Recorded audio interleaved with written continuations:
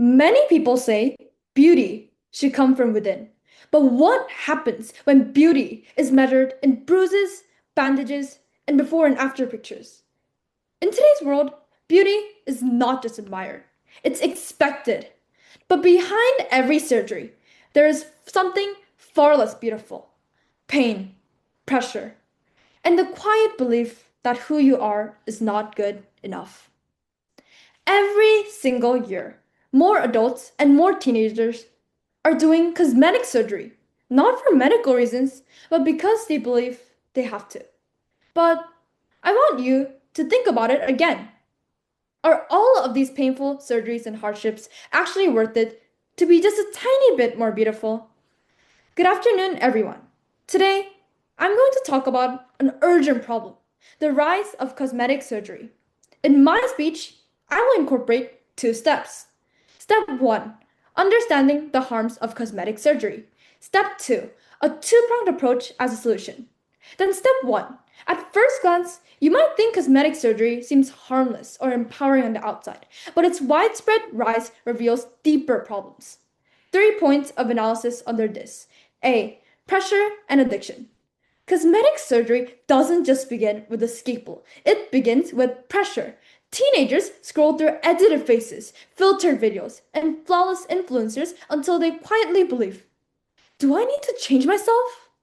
Over time, this pressure builds the dependency, the emotional dependency on appearance, and that's where the cycle begins.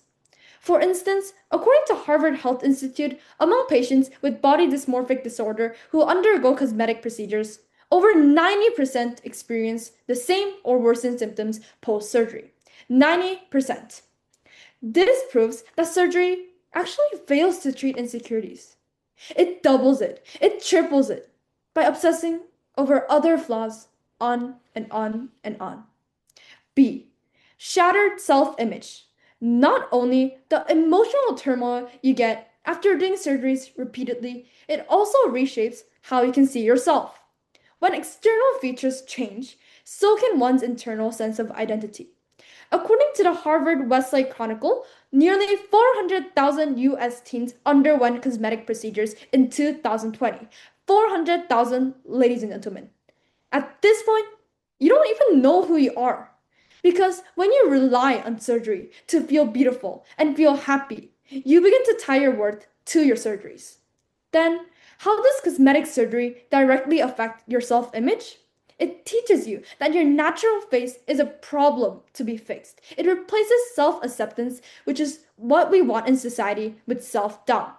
Over time, what started as a single correction becomes a series of changes, and with each one, you move further from your original self.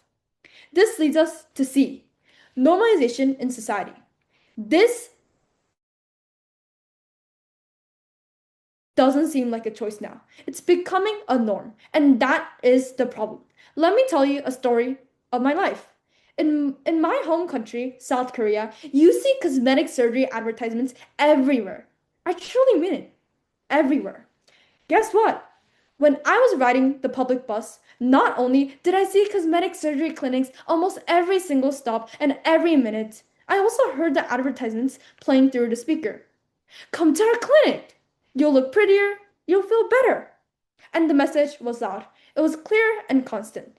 That beauty is something you buy, and you need to hurry for it. According to a 2023 report by the Korean Society of Aesthetic Plastic Surgery, South Korea performed over 1.3 million cosmetic surgeries in a single year. 1.3 million. That number isn't just large, it's terrifying. Cosmetic surgery is being marketed like a daily life routine, something to fit between your break and dinner plans. Why is this normalization so dangerous? First, it lowers the threshold of surgery. What I mean by this is that when surgery is treated just like a normal daily lifestyle, people are more likely to take it without proper considerations. Second, it reshapes beauty standards. As more people undergo surgery, the average appearance shifts. What used to be normal becomes not good enough, and what used to be extreme becomes expected. This leads to a rising bar of appearance that pressures individuals to conform.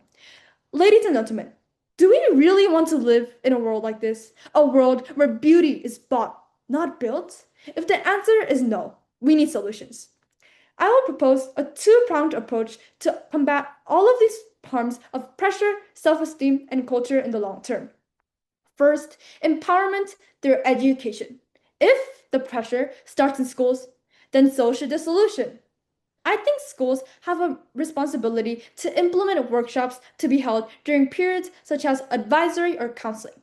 These are not just talks, but interactive sessions guided by educators and trained counselors that focus on self image, media pressure, and emotional well being.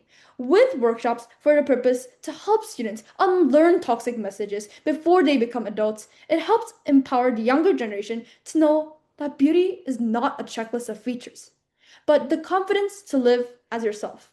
Second, transparency laws and advertisements to be regulated. If we want to protect young minds, then we must first change the messages they receive every single day. My second solution is simple. Require all cosmetic surgery advertisements to include visible disclaimers, such as the recovery details on all posters and more. When certain surgeries take weeks of recovery, teenagers can give themselves to actually pause, think, reflect, and make a final and accountable decision. At the end of the day, I want to remind you again, this isn't just about beauty. It's about who we're becoming. In my speech, I analyzed three dangerous harms with the rise of cosmetic surgery and how we can fight back through education and transparency. Because in a world that tells us to change who we are, the bravest thing we can ever do is believe we're enough. Thank you.